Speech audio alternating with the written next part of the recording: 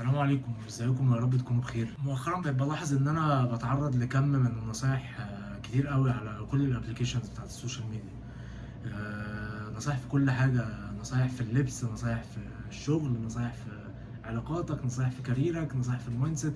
تفكر ازاي، تلبس ازاي، تعمل بيزنس ازاي، تتصرف في المشكله دي ازاي، تعمل ايه ازاي. كل الكلام ده الناس بقت بتتكلم فيه، وللاسف انا يعني حاجه صعبه شويه ان انت تفلتر كل الكلام اللي انت بتتعرض له. اللي هو تبقى عارف ان دي نصيحه كويسه فتسمعها، وتبقى عارف ان دي نصيحه معفنه فتطنشها او تاخدها بشكل كوميدي يعني، او ايا كان يعني تتصرف معاها ازاي بحيث ان هي ما تاثرش عليك. فتوصلت لحاجه، وهي ان انا بقيت بقسم النصايح دي. يعني بقيت ببص لها على ان في نصايح عامه وفي نصايح بتبقى خاصه شويه.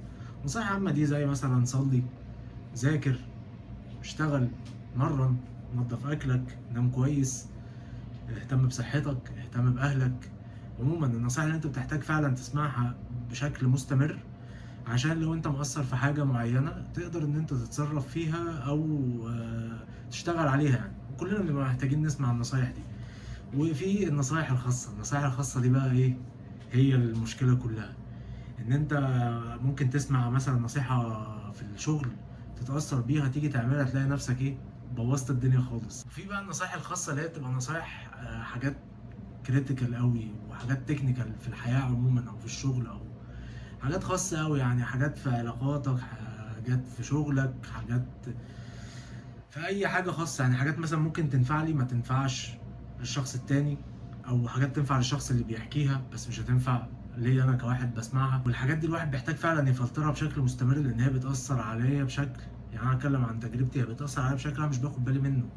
وبلاقي فجأة النصيحة دي نورت في دماغي بشكل انا ما كنتش متخيله يعني. وابتديت اقتنع بيها وابقى عايز اعملها، مع ان انا ممكن لو عملتها تبوظ لي الدنيا خالص. مثلا الناس اللي بتتكلم على النجاح دي، او بتنصحك ازاي تنجح، حلو جدا ان انت تشارك تجربتك، ايه اللي عملته وتوصلك ان انت تنجح ازاي.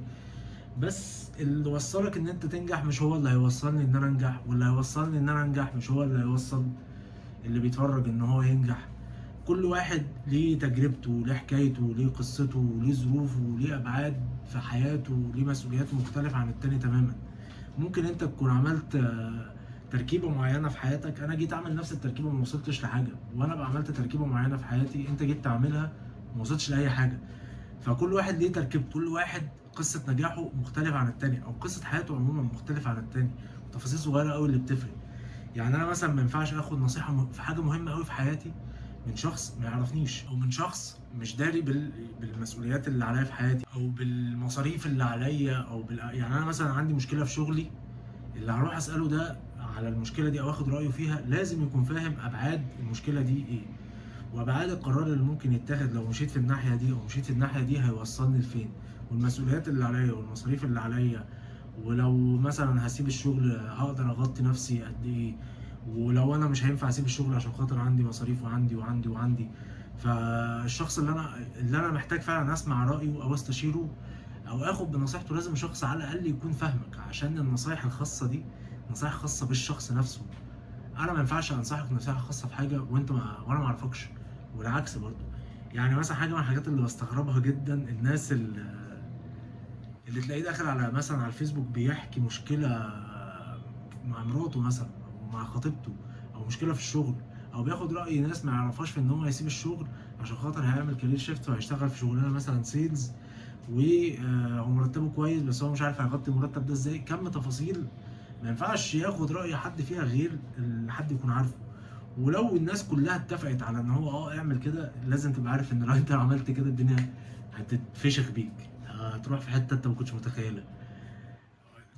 طالما اتفقوا على حاجه يبقى 100% الحاجه دي غلط. واكتر نوع من النصايح انا بجد بيضايقني، الناس اللي الناس اللي بتتعصب عليك وهي بتنصحك. اللي هو انت بتقلب في الريلز تلاقي حد طالع قاعد بيزعق بجد وهو بينصح. ايه يا عم في ايه؟ ما تهدى كده، اهدى كده يا عم. احنا كلنا بنلوش اساسا وانت ظبطت معاك قبلنا، فصباح الفل يعني. الدنيا مش مستاهله. برضه انا دايما بفكر نفسي بيها ان انا لو انا عندي حاجه، حلم او حاجه انا عايز اعملها، ممكن ما اخدش نصيحه حد فيها، لان هي ممكن تكون بالنسبه له غير واقعيه، بس انا بالنسبه لي واقعيه جدا. هو بالنسبه له هي مستحيل تحصل، انا بالنسبه لي هي تحصل جدا. اخر حاجه، اتمنى لو حد حصل معاه تجربه زي دي، حد نصحه نصيحه بوظت له حياته، او حد نصحه نصيحه فرقت معاه في حياته جدا، يشاركنا في الكومنتات. والسلام عليكم ورحمه الله وبركاته.